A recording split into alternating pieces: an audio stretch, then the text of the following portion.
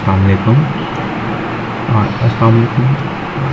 आज के लेक्चर हमारा पहला लेक्चर है आर्किटेक्चर डिज़ाइन पे।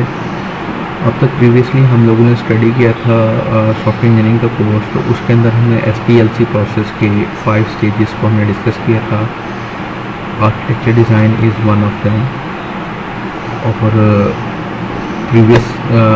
प्रीवियसली हम लोगों ने जो चीज़ें स्टडी की थी उनमें एक तो हम बिज़नेस मॉडलिंग थोड़ी सीखे थे। बिज़नेस मॉडल्स क्या होती हैं, बिज़नेस डोमेन क्या है, इसके बारे में हमने बात की हुई है। इसी तरह से case driven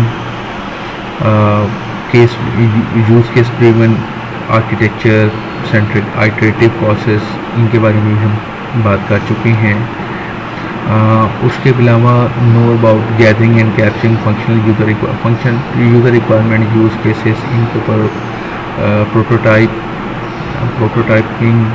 of software system, ये भी हम कर चुके हैं। नॉन फंक्शनल रिक्वायरमेंट्स पर भी डिटेल से बात हो चुकी हुई है हमारी।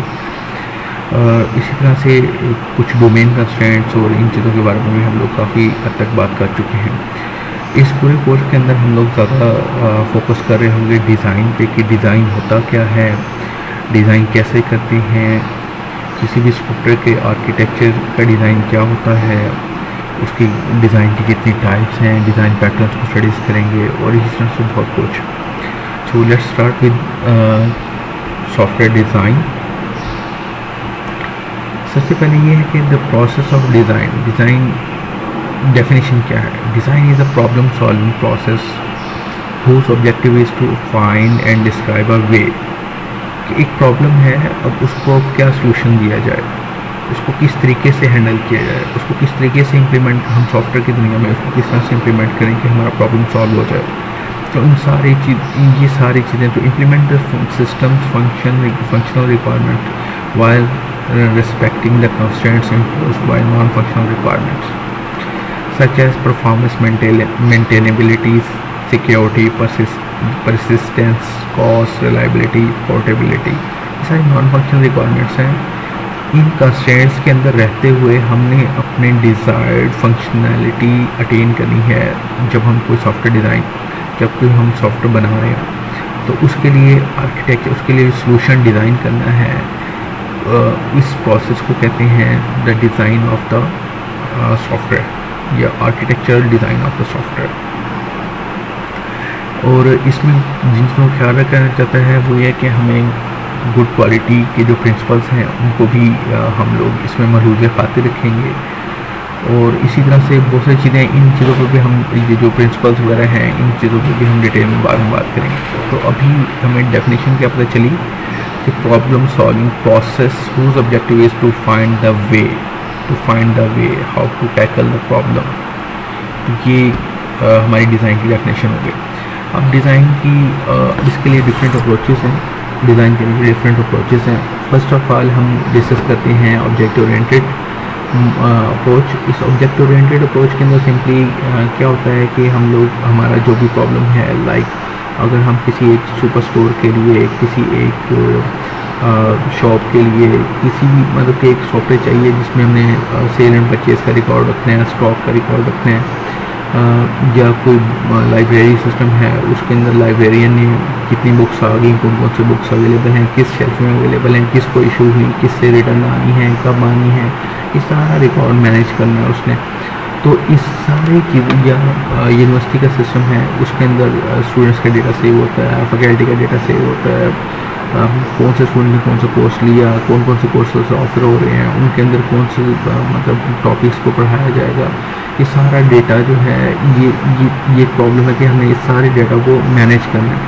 तो इन सारे केसेस के अंदर हमें सबसे पहले ऑब्जेक्ट डिफ़ाइन करने होते हैं कि ऑब्जेक्ट्स लाइक, अगर हम एग्जांपल लें हमारे यूनिवर्सिटी सिस्टम की, तो इसमें ऑब्जेक्ट्स क्या हैं, स्टूडेंट इज़ एन ऑब्जेक्ट, तो इसकी अपनी प्रॉपर्टीज़ हैं, इसकी अपनी से कि इनके अपने एट्रीब्यूट्स हैं। तो वो हमें एंटिटीज़ फर्स्ट डिफ़ाइन करनी है, यानी कि ऑब्जेक्ट्स फर्स्ट डिफ़ाइन करने हैं, और ऑब्जेक्ट्स के साथ साथ उनकी जितने भी एट्रीब्यूट्स हैं उनको डिफ़ाइन करना होता है। उसके बाद इसी तरह से अगर हम बात करें फैकल्टी की, तो फैकल्टी भी एक ऑब्जेक्ट है।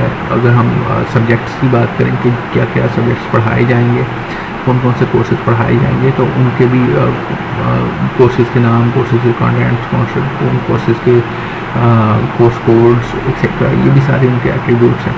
तो ये सारे ऑब्जेक्ट ओरिएंटेड डिज़ाइन के लिए हम लोग पहले ऑब्जेक्ट ओरिएंटेड एनालिसिस करते हैं, तो प्रॉब्लम का एनालिसिस करेंगे कि उसमें कौन कौन से ऑब्जेक्ट्स डिफाइन किए जा सकते हैं। जो ऑब्जेक्ट्स डिफाइन किए कर लेंगे हम लोग, फिर उसके बाद नेक्स्ट जो है उन ऑब्जेक्ट्स का आपस में रिलेशनशिप और उन चीज़ों को करके इस तरीके से एक जो है हम डिज़ाइन बना सकते हैं। Object oriented design emphasizes a conceptual solution that fulfills the requirements, need to define software objects and how they fulfill the requirements। Collaboration मतलब सिंपली कि उनका आपस में क्या रिलेशनशिप है। यहाँ पे एग्जांपल उन्होंने ली हुई है कि लाइब्रेरी इंफॉर्मेशन सिस्टम की अ बुक सॉफ्टवेयर ऑब्जेक्ट में have a title, attribute and a get chapter method. Designs are implemented in a programming language, तो किसी भी प्रोग्रामिंग लैंग्वेज में जावा, C++, C#, .NET, PHP इन सब में इम्प्लीमेंट हो सकते होते हैं। तो ये मतलब डिफरेंट चीज़ें इम्प्लीमेंटेशन के पॉइंट से। अब इसका अगर हम डिज़ाइन का अगर हम एक ग्राफिकल व्यू, एक स्टेप वाइज व्यू देखें तो वो कुछ इस तरह से बनेगा। ये हम बात कर रहे हैं ऑब्जेक्ट ओरिएंटेड डिज़ाइन की, तो इसमें सिंपल ये है कि analysis, investigation of the problem, ये उप एनालिसिस। तो अगर लाइब्रेरी सिस्टम है तो उसमें एक बुक एक कॉन्सेप्ट है, उस बुक डोमेन कॉन्सेप्ट है, ठीक है। उसके बाद किसी डिज़ाइन का लॉजिकल सोल्यूशन क्या है कि बुक उसका कोई टाइटल होगा, उसके टाइटल को प्रिंट करने का मेथड है, representation in analysis of the concept. तो ये जो है इस जो डिज़ाइन लॉजिकल सोल्यूशन था, इसका ये रिप्रेजेंटेशन बनी नीचे, ये जो ब्लॉक के अंदर अपना के बुक मतलब जिस तरह से हमने यूएमएल डायग्राम्स के अंदर डिफरेंट एंटिटीज़ को डिफाइन किया था, तो उसी तरह से बिल्कुल ये है। और कंस्ट्रक्शन कोड, फिर उसके बाद हम उसके अगला स्टेप जो है उसके कोड करने के पे लगाएंगे, तो उसके कोड में ये एक क्लास डिफाइन होकर आपके सामने आ गई है।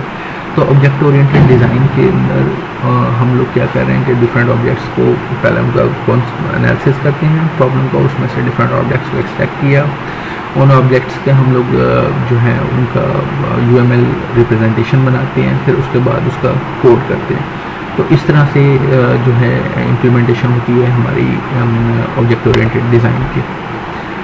इस पर अगर किसी को क्वेश्चन, कोई क्यूरीज होंगी तो वो इंशाल्लाह नेक्स्ट जो भी इस क्लास के लिए हम लोग एक इंटरेक्टिव सेशन रखेंगे, तो उसमें कोई भी क्यूरीज आप पूछ सकते हैं।